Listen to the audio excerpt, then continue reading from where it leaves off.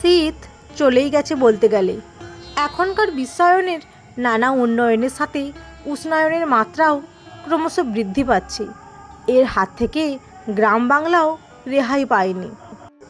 বিন্দু বিন্দু ঘাম জমছে তামাটে বর্ণের মসৃণ কপালে। মেলা আজকের মতো শেষের পথে।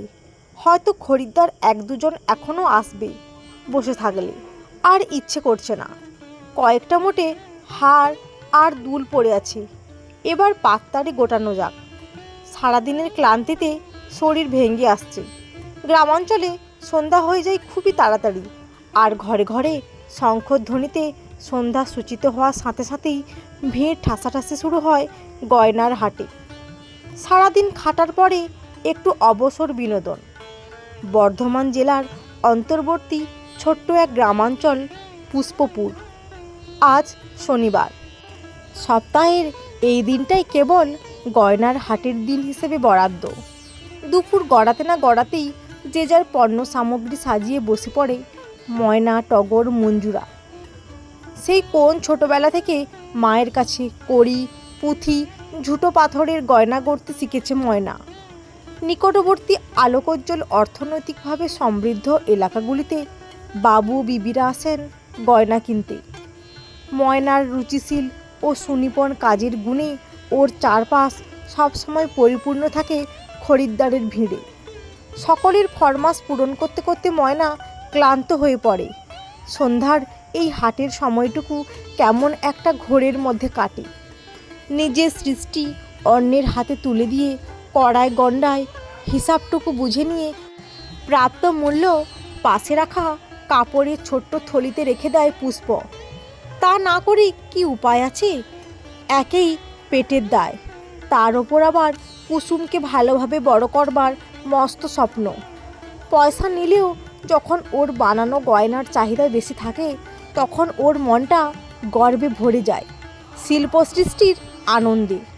আসলে পয়সার সাথে এটাই তো তার উপরই পাওনা। কি গো, চিনতে পারছো আমাকে?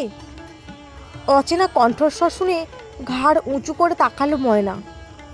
আরে, এই যে সেই শহরের দিদিমণি। আগের বছর শহরে শিল্পমেলায় দেখা হয়েছিল। এর মুখ খুব ভালোভাবেই মনে আছে।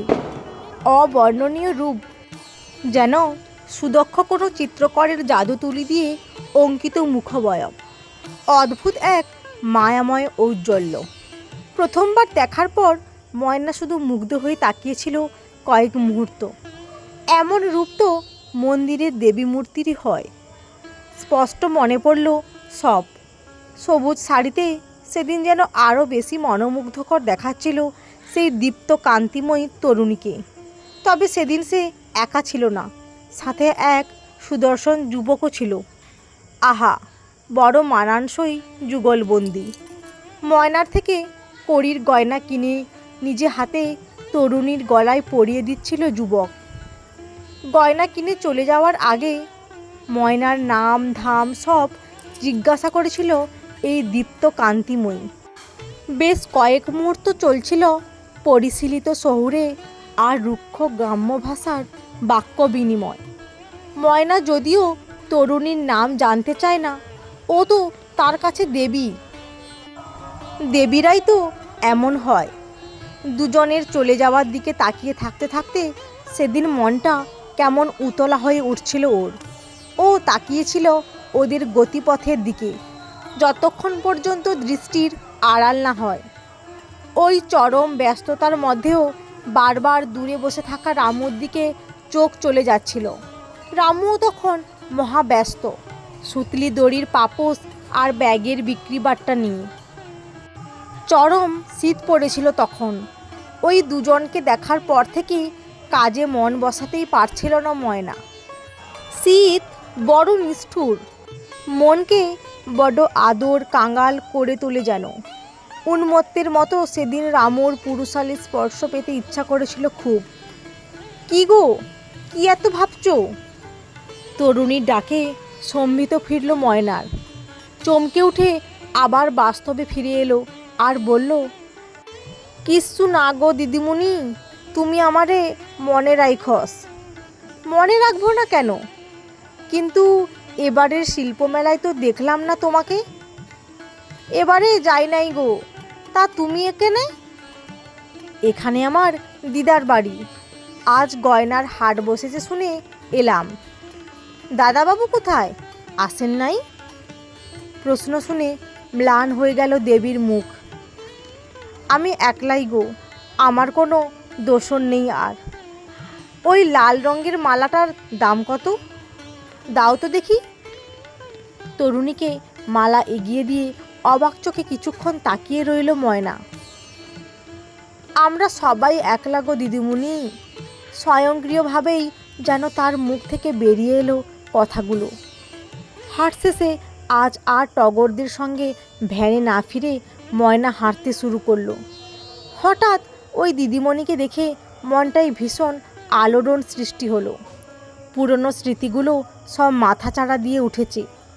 এখন একটু নিজের সঙ্গে সময় কাটাতে ইচ্ছে করছে। খুব মনে পড়ছে আগের বছরের শিল্পমেলার কথা। শহরের মেলায় বসবার জায়গার ব্যবস্থা করেছিল রামু।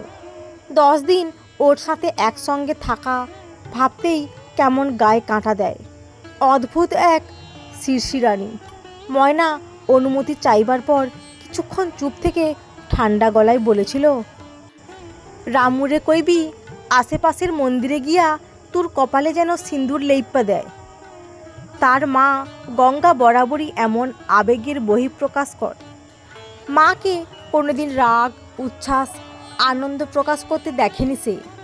কথাও বলে মেপে, নির্লিপ্ত স্বরে। কিন্তু দূরদর্শিতার অভাব নেই গঙ্গার মধ্যে।